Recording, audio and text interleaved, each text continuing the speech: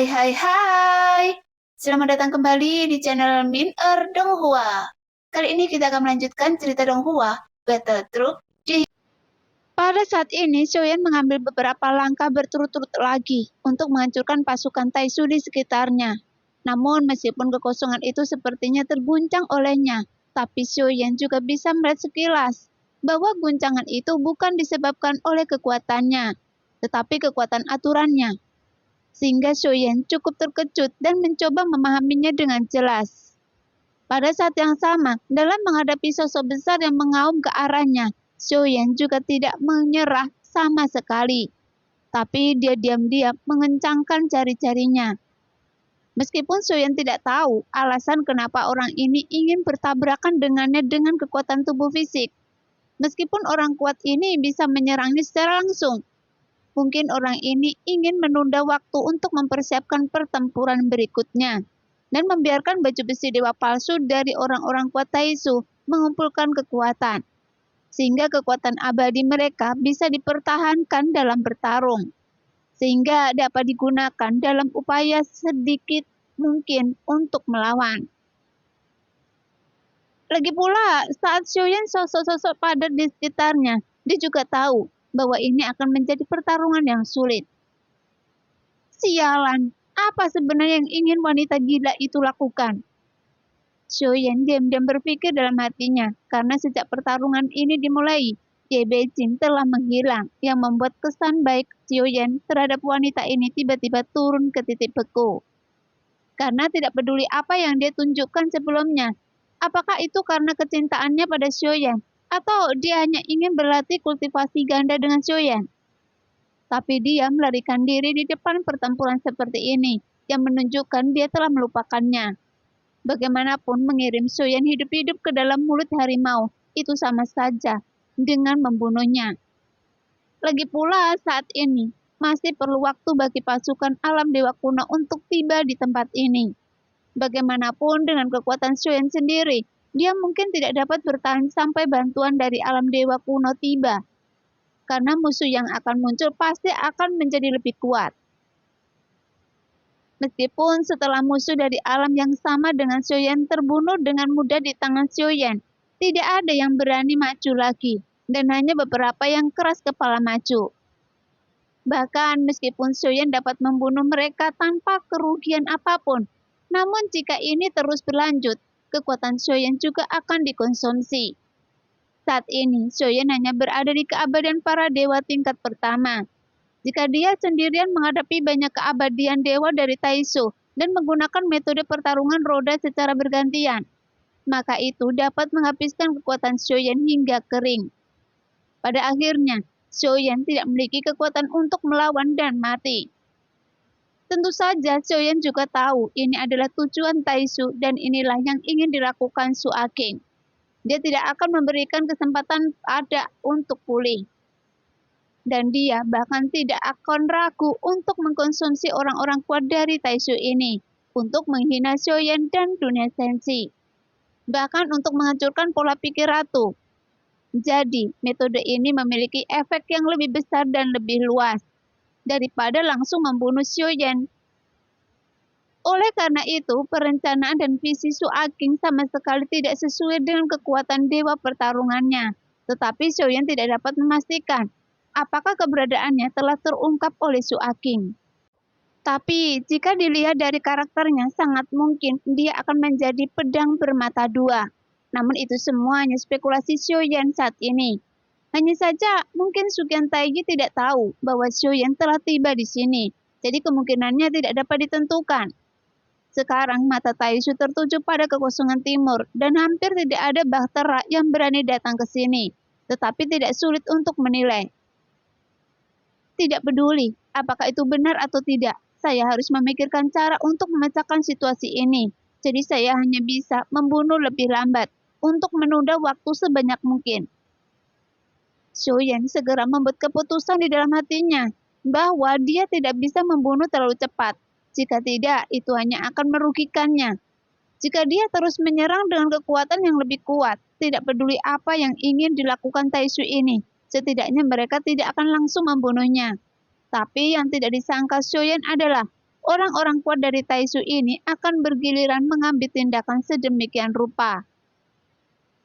Dan saat berikutnya, tinju Xiaoyan menjadi 2 kali lebih besar dari tinju orang kuat itu. Dan itu lebih dari tinju yang seperti gunung dan bulan, dan langsung bertabrakan dengan orang kuat itu dengan keras. Tuar! Di bawah suara teredam yang bergema dapat dilihat dengan jelas bahwa ada perbedaan kekuatan di antara keduanya dari segi bentuk tubuh. Karena pada saat kedua tinju itu meledak, sosok Xiaoyan tidak bergerak sama sekali. Dia terlihat kokoh seperti gunung dan bulan, yang membuat pria kuat itu sangat terkejut. Bahkan kulitnya berubah saat mereka bertabrakan. Seluruh wajahnya berangsur-angsur memerah. Ya, tentu saja, mungkin saya mengaum atau menjerit. Itu hanya untuk menutupi kekuatan saya, tapi itu tidak sebaik rasa malu saya.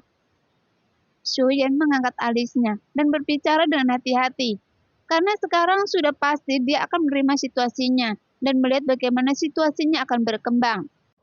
Namun, semakin cemas situasinya, dia harus semakin tenang, karena setidaknya situasi saat ini tidak seburuk yang dia bayangkan. Mungkin Su Aking juga menggunakan metode ini untuk menguji kekuatan Xiaoyan, jadi dia jelas tidak akan menyerah dengan mudah.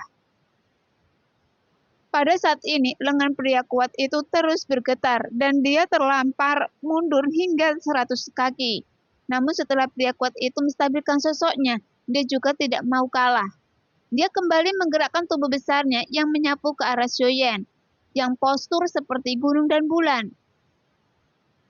Tapi kali ini Xiaoyan tidak terburu-buru atau memperlambat. Perlahan dia mengangkat tangannya, kemudian mengangkat jari tengah. Namun jari tengahnya memiliki arti artistik dan juga merupakan skill bertarung. Hanya saja keterampilan bertarung ini bukan untuk membunuh, tapi untuk membuat mereka merasa dosa dan penyesalan masa lalu. Pada saat ini, mata pria kuat itu segera menjadi linglung. Seolah-olah beberapa kenangan tak terlupakan melintas di benaknya. Matanya tiba-tiba memerah dan 2 baris air mata panas jatuh di pipinya. Pasti sangat menyayat hati, kan? Gumam Xiaoyan dengan acuh tak acuh. Meskipun ini adalah kesempurnaan Xiaoyan untuk mengambil tindakan, tapi Xiaoyan tidak melakukannya dan hanya berdiri dengan tenang seperti gunung untuk mengulur waktu. Setelah pria kuat itu kembali sadar dan dia akan menyerang lagi dengan tembakan, dia tiba-tiba tertegun lagi, karena setiap orang memiliki penyesalan yang tak terlupakan.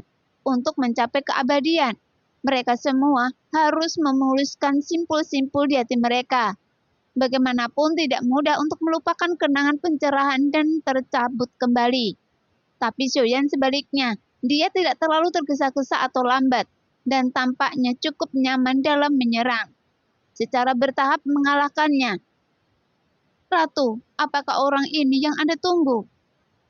Pada saat ini di Dewa Kekosongan tertentu, di mana situasi pertempuran di kehampaan dapat terlihat dengan jelas.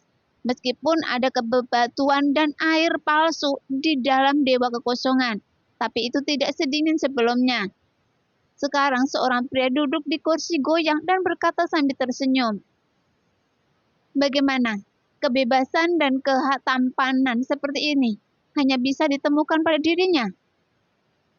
Pada saat ini, Ratu mengenakan pakaian putih dan rambutnya diikat santai dengan kosta yang halus. Namun masih ada helaian rambut yang berserakan, membuatnya terlihat sedikit malas dan santai.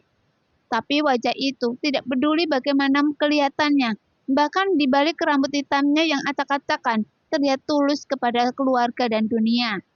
Dia tidak tergesa-gesa atau lambat. Ujung penanya padat dan dia masih melukis. Orang dalam lukisan itu adalah Xiaoyan yang sedang bertarung dalam tirai cahaya di depannya. Lukisan itu memiliki semangat dan bentuk dan keterampilan melukisnya juga sangat indah. Lukisan Ratu memang sangat bagus, jadi manfaatkanlah. Mungkin ini terakhir kali Anda melihatnya hidup. Su Aking tersenyum dan berbicara sambil duduk di kursi goyang. Tampak dia sangat santai. Jelas Su Akinglah yang merencanakan semua ini. Dia membanggakan dirinya sebagai orang yang terlalu rendah hati dan bijaksana. Namun di matanya, ayahnya hanyalah orang yang sangat bodoh, karena dia terlalu rendah hati. Meskipun Anda dapat melihat 99 langkah, kecuali satu, memang benar. Seseorang akan mati kali ini, tapi itu bukan dia. Saat Ratu sedang melukis, dia berbicara dengan lembut. Suaranya selembut kapas, menyentuh telinga, membuat orang merasa nyaman dan bahagia. Lihatlah, berapa banyak orang kuat yang saya siapkan, dan dia terlalu lemah untuk dibunuh. Bagaimanapun dia hanya berada di keabadian dewa tingkat pertama. Selama saya memberi perintah, mereka dapat membunuhnya dengan mudah. Lagi pula, sekarang dia telah dikepung, jadi mereka pasti bisa menghancurkannya berkeping-keping, bahkan tanpa tubuh yang tersisa. Jadi ini adalah jalan buntu, tidak ada jalan keluar. Meskipun Su Ageng berkata sambil tersenyum, keanggunan dan kelembutannya hanyalah ekspresi palsu, dan dia bukanlah seorang pria sejati. Anda bisa mencobanya sehingga Anda dapat memverifikasi apakah dia layak Anda hormati. Jadi tunggu apa lagi? Ratu tiba-tiba menghentikan kuas di tangannya, mengangkat wajahnya yang halus dan menakjubkan.